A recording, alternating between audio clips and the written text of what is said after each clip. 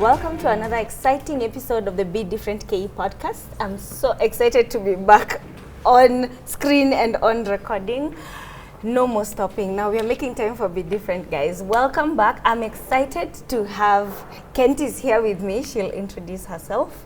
I'm so glad that you made time to come, Kentice. Welcome. Thank you. Thank you. I'm Kentice Tikolo, and I'm different. Exactly. I mean, that's why you're here, right? Yes. Thank you so much for coming. Thank you for making the time to come. So Kentice is a PR guru, if I can call her that. And you have been a lecturer at the University of Nairobi. Yes. So you'll shortly tell us about, your career path first before I start asking you questions like how you ended up where you ended up. I don't know what career path is, because like I said, I'm different. I'm not your typical career woman, whatever that is. I trained as a teacher, botany, zoology, mathematics. Oh. But even then, before I got into college, I was hired by the International Laboratory for Research on Animal Diseases to do research, scientific research. I was doing research on animal diseases, particularly East Coast fever and trypanosomiasis. You did that for how long? I did that for a year, and then the HR called me and asked me, you passed to go to the university. Are you going to the university or do you want to stay on? And at that time I was earning a lot of money in an international organization, and the attraction was to stay. But I chose to go to the university. The HR actually counseled me and said, listen, if this organization has an interest in you, you've passed well enough to go to the university, you should go. And they should be able to take you back should they need you. When you're done with your studies. And it's strange, when I look back, it's strange that I chose to go to the university. I was having my first boyfriend, very excited, and he said, who marries a teacher? I'm not going to keep on with this relationship. Okay. And he dumped me. For sure. Yeah, he dumped me. And of course that, I was 19, and I look back and I say, gosh, that was bold to have stepped out of a relationship in order to go to the university. Given that ILRAD was a highly respected African research institute, and people would, I suspect if I were to make that decision now, probably I wouldn't. But I did. You would have chosen to do the evening classes where you work and still study. There was no evening classes those days. But I'm talking about 1984. Yeah, so. All right. Yeah, so a lab technician, I've tasted some good money. And then I go to Kenyatta University for my my undergraduate. We went on strike. And while on strike, ILRAD took me back for 3 months. I worked with them. I actually worked on a short project on trypanosomiasis. So I have no idea what people are doing over the strike, because I was working. I went back, finished my course, was posted to my alma mater. I taught there for 1 year, enjoyed it thoroughly. I joined a class, I taught an A-level class that had not had a teacher, a biology teacher from January, and this was July, and the exams are in September. But we produced the highest number of A's, because so I just biology. did it. Yes, I taught biology and mathematics in Form 1, but biology. And I look back and I thoroughly enjoyed it. And like I'll say, when I taught at University of Nairobi, I get a kick out of teaching. I love it. And so I left Loreto Limuru to go to Brookhouse. I taught in Brookhouse for a year. And ILRAD took me back. my ex-boss at ILRAD asked me back, so I went back to ILRAD to be a lab technician. And while there, I noticed the discrepancy between the locals and the international staff. In fact, at one point, it became very clear that as a technician, I would never pass a certain level, after which it's only expatriates who got there. And I looked and I told myself, there's no way I can help this situation by remaining in the lab. And so I decided to take a diploma course at the Kenya Institute of Management. Now, I need you to know that that was a huge decision. Because during our time, scientists were the in thing. You don't do science, and they used to call them penguin. And I'm sure you penguin classes. Like many, especially now, you know, being a woman. Exactly, exactly. So I went to the Kenya Institute of Management, and I remember I would get off at University Way in the evening on the ILRAD bus, drop off, go to the Kenya Institute of Management, and people asking, what is she doing, you know? Doing a management course, you know? Now, by then, I had 2 children, 2 young children, and the balance between the work at ILRAD and the course I was doing at KIM in the evening was having a bit of a toll on my children. So I stepped out of ILRAD and took a lesser job. I went back to teach at the Aga Khan Academy. So I taught there for, I think, 3 years, 1994 to 97. And what's interesting is that in my second year there, I was actually given the job of a dean of students, because Aga Khan changed its management structure, and I was the first dean. And that shocked me because 1, I was the youngest on the staff, 2, I was the youngest coming in, and 3, I was not a Muslim. I was not a Muslim. And so that made me realize there's something about me that is management. What are you teaching at Aga Khan? Still biology and mathematics. And by the way, my classes, in fact, one class I had 100% pass. Out of 32 students, I had 28 A's and 4 B's. I get a kick out of teaching. I just love teaching. So while at Aga Khan, some lady came in to ask me to admit some 2 students whom she wanted to move. Aga Khan had both the 844 and the IGCSE system. So she wanted these children who were now orphaned. Their parents had died in a car crash. And their relatives were being funny, and so she asked me, can I admit them to Aga Khan Academy? Remember, I was the one in charge of admission. You're the dean. I was the dean, and of course I'd be expected to have the numbers.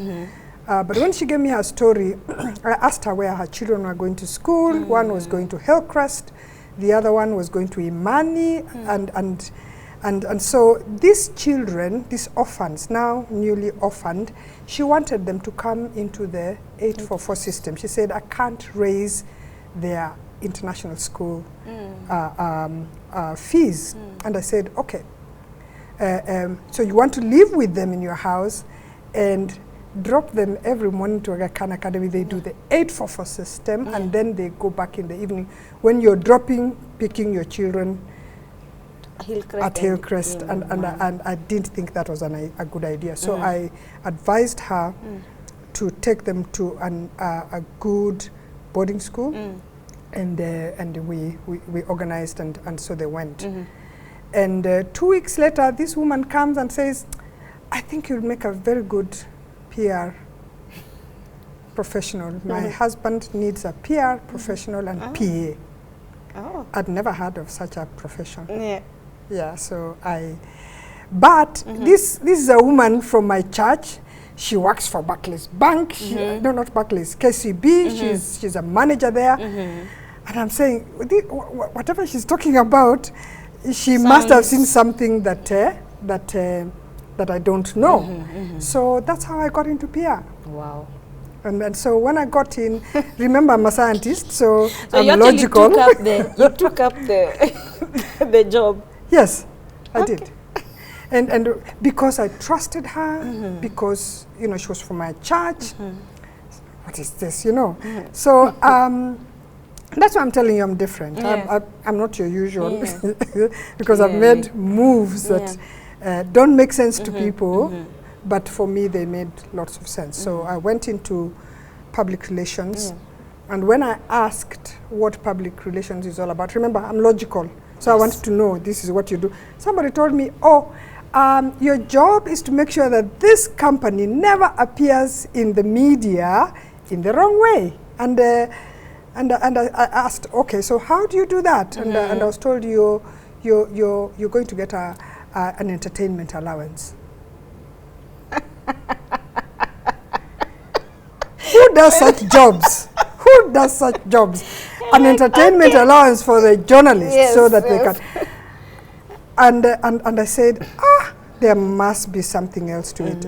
Anyway, that was 1997, April, and in July, I went to the UK, to the London School of Economics, to do a diploma in public relations and marketing. Wow. And that is where I realized, oh my God, this is such an important profession. We don't quite understand it. Yes. So that was my foundation for public relations. So I didn't choose to do public relations. I'd never know what that was. Somebody that I admired, that I had lots of respect for, decided for me, and I took the step. You're like, okay. Yeah, let's go. So as now that you know, I can imagine your CV, how it looks. And, this teacher I told you that that I'm different. So don't even say it's a CV, because we haven't even started. So I came back from London. But the important thing here is that I had realized that this profession is strategic, number one. Number two, we don't have the right thing in country. At the time. At the time. We were not, okay, we were not, and there were no classes for it. There were no classes for it, so I couldn't go to a class. So I hung on to my notes from London School of Economics. And so tried here and there, doing what I could, and this profession at that time took me around the world. I did lots of traveling, and as I traveled around the world, I started interacting with practitioners from other countries who are doing things very, very differently, very, very differently. And so I started, you know, warming myself into this profession and telling myself that I must do it right. And so so when you come back from London, are you employed, or are you working for yourself, or are you consulting? I was sent there by my employer. I was sent there by my employer because I told my boss, I am not sure that I'm doing the right thing. I'd like to do the right thing. And by the way, if I just take you back, one of the things that ILRAD did for me that I have never realized they did was to inculcate into me technology. Because you know, remember it was my first place to work. And therefore things like you know, we're typing, we're using computers. I was using WordPerfect. People don't know what WordPerfect is. I know what it is, but you know what yes. So I was using WordPerfect, and yes, and I remember when HIV was announced in 1989.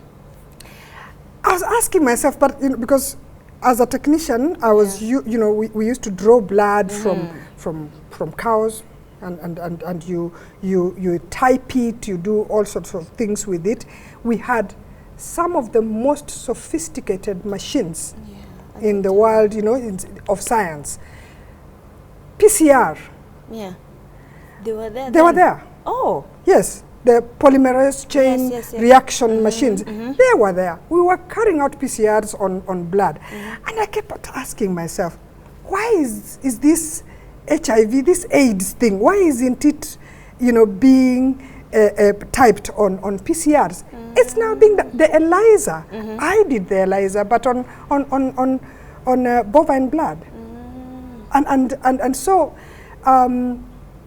I would say that this issue around technology, I never quite realized that working with ILRAD had actually put me a step ahead. And right now... by the time you're going to PR... Yes, I did, yeah. So somebody would ask, so how did you know that there are these courses in London School of Economics? I was already using internet. Yeah. I was already using internet. And those are things that were subtle. You know, you don't quite think about it, but you assume that it's happening everywhere. That you had. Yes, the privileges that I had. Yeah. And so in 2000, I chose to go to the University of Stirling to do my MSc in public relations. And that changed my life because what we did was that Stirling is one of the very strong universities in their MBA. Their MBA is very strong. And out of a class of 32, 2 of us for electives took strategic management. Oh, nice. So I used to sit in the strategic management unit with people, you know, in the MBA class while I was MSc public relations. And that taught me about the place of strategy in public relations. So I am unable to disengage them because, for example, for that particular unit, I had to come up with a PR strategy for Marks and Spencer, which was closing down a number of its branches, including in France, you know, in Europe. And so I learned how to read through annual reports and how to prepare them and use the information from the annual reports in order to create communication, PR and communication strategies.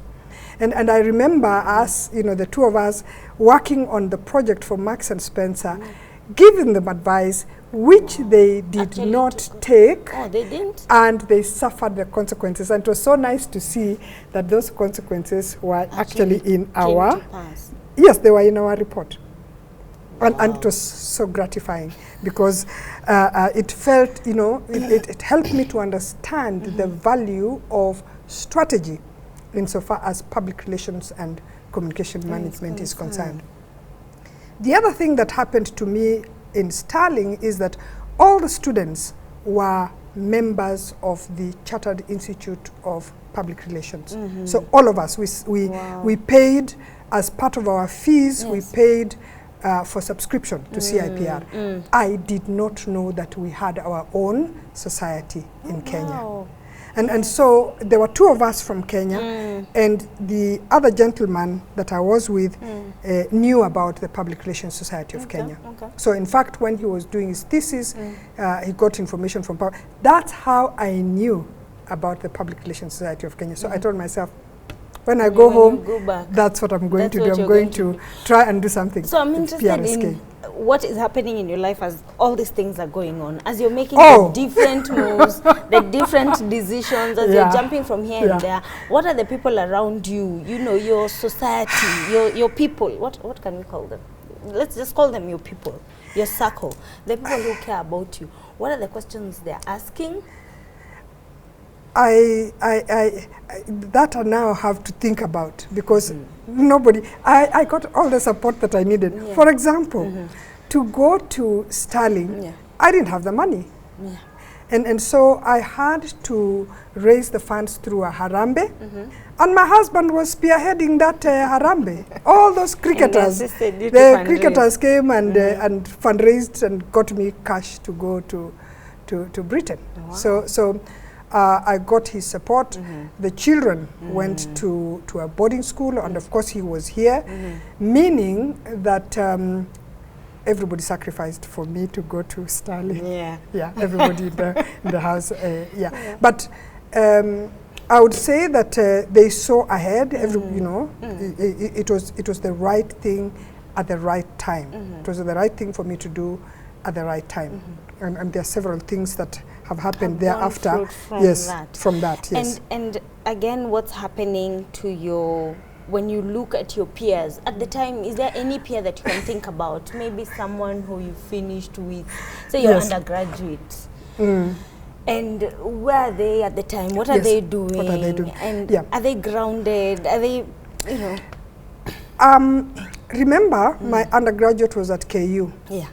My peers are now retiring as principals, principals of schools and whatever. And I imagine in 1996, I was Dean of Students at Aga Khan Academy. So you can imagine if I'd continued to be a teacher, I probably would have started my own school or something like that. Yeah, so but I'll tell you something that I look back to, and I just realize I'm so different because I've made decisions that confound me later on. And at one point I was asking myself, is this normal? When I came back from Sterling, I then left Kenya Sugar Authority and went to work for Care International in Kenya. So I was the first PRO there, did some very good work, and then 9/11 happened, and after 9/11 they were cutting down on staff. I was asked to move into programming, and unlike me, I didn't take that move.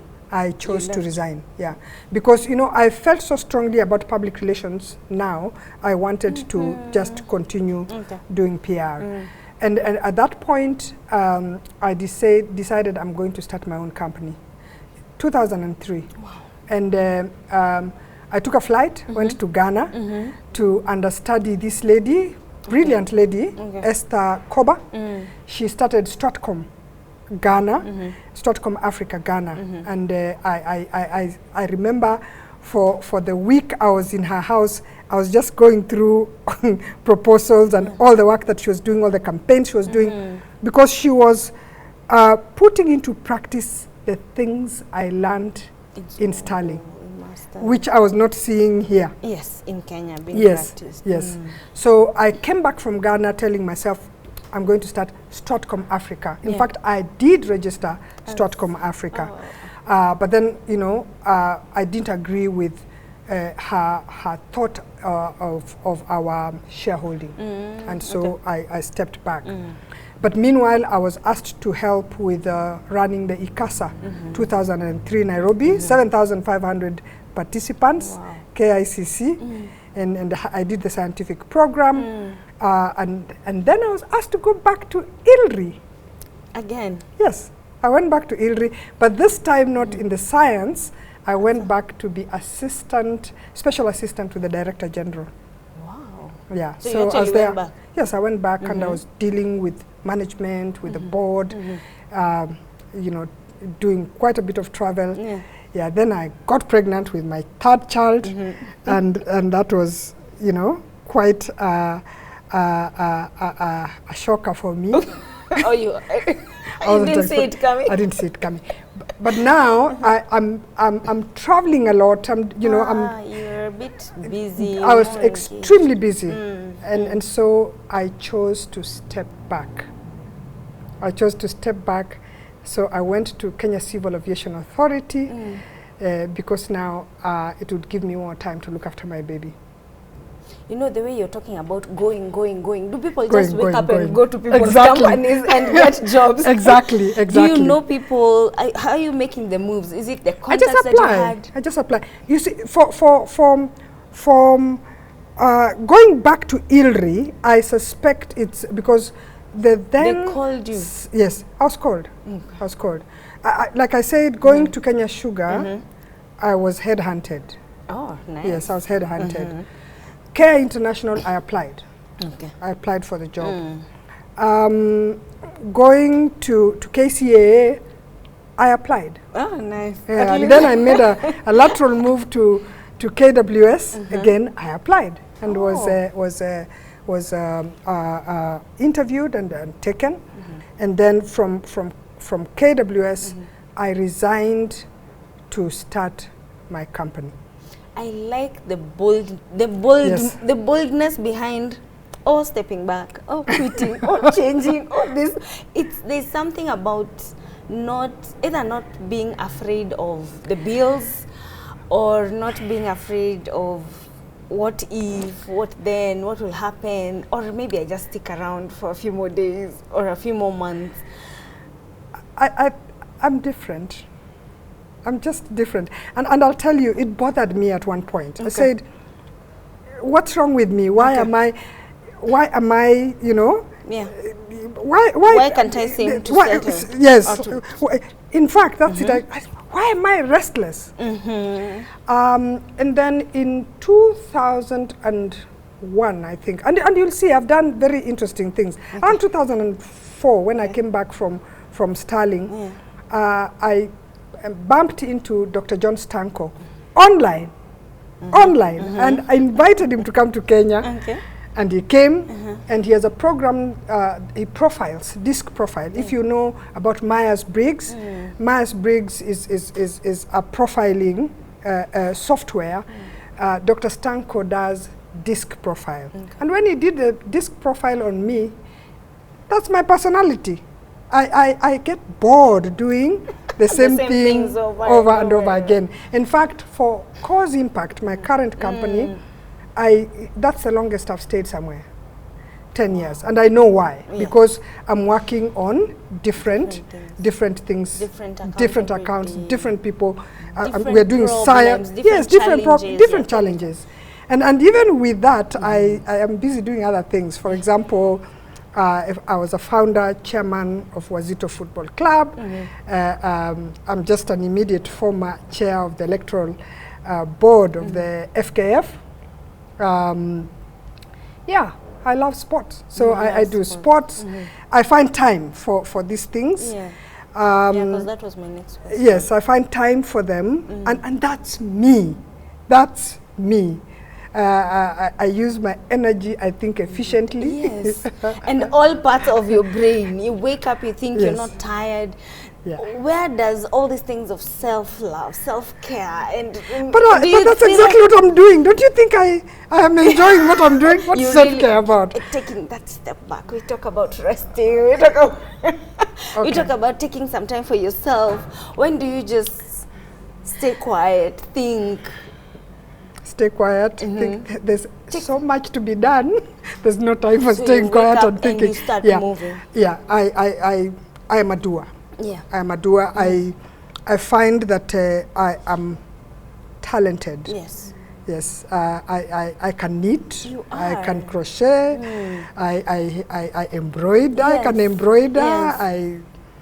I really like that. Yeah. And so that's me. I think the important thing is to accept yourself as you are, and you make the most out of whatever opportunities that you have.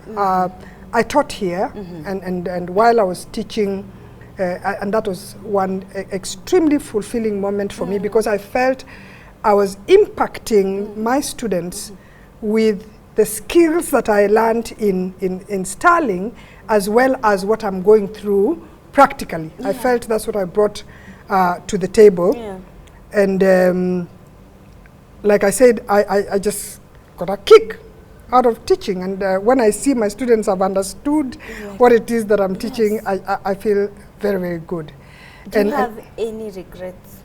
any regrets with So regard far? to so far with regard to my Your life. with regard to Any my life. missed opportunity, anything you didn't take up, any relationship that went sour because of, you know, doing.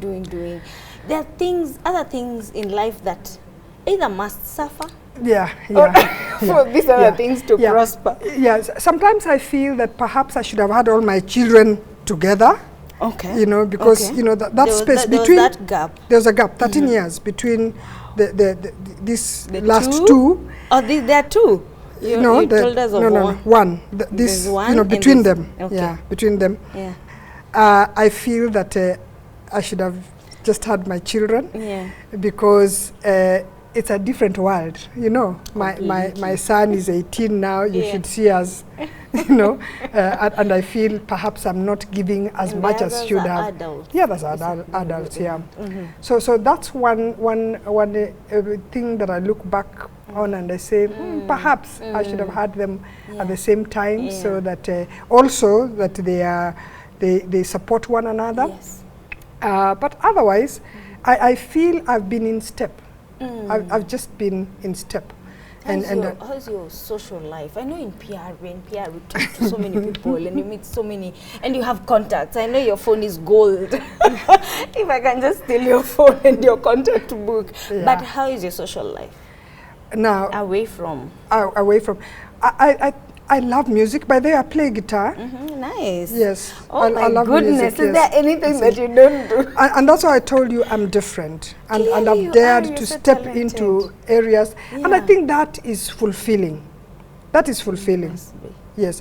And I'm very sensitive. I'm very sensitive. My picking on my PhD program, I've finished my coursework, by the way, at ICCA. Oh, nice. I'm still lazing around starting my proposal. Yeah. My choice of climate change is very spot on. You know, I care about things that are around me. If you think of campaigns, for example, Beyond Zero. Beyond Zero was specifically to help with maternal mortality, maternal and children's mortality, because Kenya was doing very badly. We still are, and I'm hoping that one of these days I'll get back to, I won't call it Beyond Zero, but I'll get back to it so that we do the right thing. I've thought through a number of programs because what happens around people affects me. That affects brilliant. me. Yeah. Because I wanted to ask, then you feel like being in PR is the perfect way for you as Kentice to touch lives or to make a change? Exactly. Because PR and communication management is about issues. It's about your stakeholders. It's about looking for gaps, finding gaps, and getting the solutions. To address them. Solutions. I really like that. So can you tell us, I don't know whether you know Oprah's book, What I Know For Sure. Can you tell us your What I Know For Sure from Kentice? Like, maybe just 3. Wow. Tell us the younger versions of... the younger versions of Kentice. By the way, I grew up in the village. I grew up in the village, and right now what I'm trying to do is to make a difference in that village. Wow. Yes. And so, I don't know about youth. I feel that now it's time to consolidate. To consolidate all the knowledge that I've gained along the way, all the contacts that I have come up with along the way, and I'm just about to start my next big thing. Okay. So just watch this space. It's just about to happen. All right. Just about to happen. So what are your sure things? What do you know for sure from life? From life. What do you know for sure? Take a step. Just take a step. Okay. Be confident. Take a step. Yeah. You can't know something until you try it. But then when you're trying it, give it your all. Yeah. Yes, I believe in excellence. I believe that people have so much in them. I think we use very little of our capabilities. And Like very, by very the time little. someone dies, they have not really No. explored themselves. No. I feel we have boxed ourselves into thinking that you just take a direction This and is you it move for in it me. and so on. Just It's paying my bills. Just be yourself. Just be yourself and enjoy yourself. You see, when you say me time, my me time is in what I am doing. Self-love. Self-care, self-love. It's in what I'm doing. It's in what I'm doing, because I'm doing what I love, and I give it my all. Yeah. Before I know it, time has gone. Time is gone.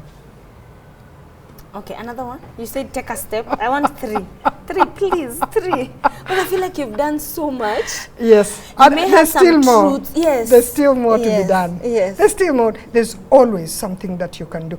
Listen, there's no other person that is Kentice. No, it's just you. It's me. It's me. Yeah. And so it's critical then that I bring out Kentice. Okay. Only I can. Yeah. Yes, and you will never go wrong for as long as you aim for excellence.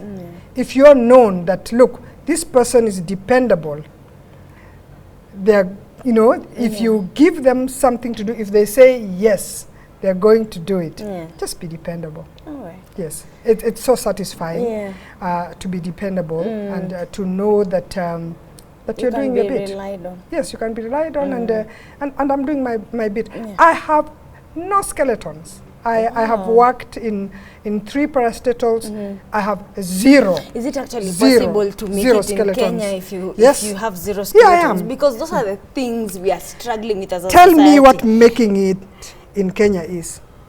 Being we want money. You want money? We want money. We want to be rich. But anyway, we want we want money. We want comfort. We want to live good lives. But then we are struggling with our values. Like, is it really possible to make it, to get there without being told, you know, how much money is good enough? I say my figure. Yes. And I say, Yes. no, I'm kidding. But no, honestly, really, there's that belief or thought that, you know, it's. I'll tell you, it's not the money. It's good to have money to get you through your life, but don't compare yourself with somebody else. Okay. Enjoy what you're doing. Enjoy your moment. I mean, if I'm eating, my children are going to school and all this, why am I bothered that I should have more? So much? That's where we go wrong. Yeah. That's what hurts us. Yeah. When we start thinking that I should have this and I don't have it. Just take it one day at a time.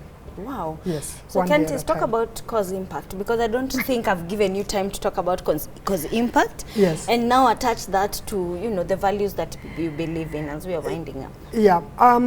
Cause impact was formerly Impact Africa. Okay. We wanted to be called Impact Africa deliberately. Remember my story with Esther Koba, Stratcom Africa? Yes. And the whole idea is to make a difference wherever it is that we go. Okay. And I want to tell you, for example, we were the first company to carry out an internal communication audit, an actual one. Okay. We use research in order to identify gaps and therefore create strategies to fill in those gaps. And that distinguishes us from other PR companies. People asking, so why are you doing a household survey? Why are you doing, we do media content analysis, we do digital audits. We've taken tools from other disciplines. For example, from economics, we have picked NetMap analysis. Oh, nice. And we use NetMap analysis as a tool to help us do stakeholder mapping. And so we do that. And by the time we are done with our strategy, people are looking and say, oh, you know. So that kind of thing for us is different, and perhaps where we've not done well is to document these things. And it's because it's client-based, and now we want to actually try and start doing the documentation. For example, our current campaign is on malaria. Malaria, and we're doing Busia, Siaya, and Kwale. And we did what is called forum theater sessions. We went into those counties, we identified, I didn't know this, but all these counties have got theater groups. So we got the theater groups to act out what the malaria situation is like in there. And it was amazing, the kind of information that we received from the ground, because what we normally do is go with FGDs, with questionnaires, pre-thought. And so we are leading. And so when we get results, it's what we are thinking, rather than what is instead of what on the ground. Yes. So we did that, and then went into a co-creation workshop with partners, with the National Malaria Control Program, with youth, refined those messages, then went back to the ground to go and pre-test them. And so we've refined them. We've come up with 30 different messages on malaria that are going to be used nationally, and in fact the National Malaria Council, National Malaria Control Program have said that we've done pioneering work. And we have now messages.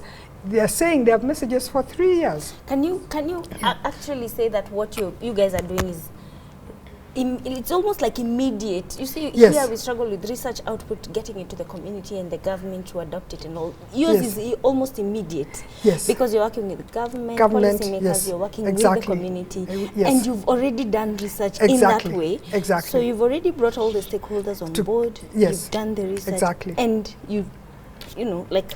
Is it called disseminate? Yeah, we are now working on dissemination. So by the time we are looking at creating the jingles, you know, creating the posters, going for TikTok. By the way, in Busia, they told us their best channel of communication is TikTok.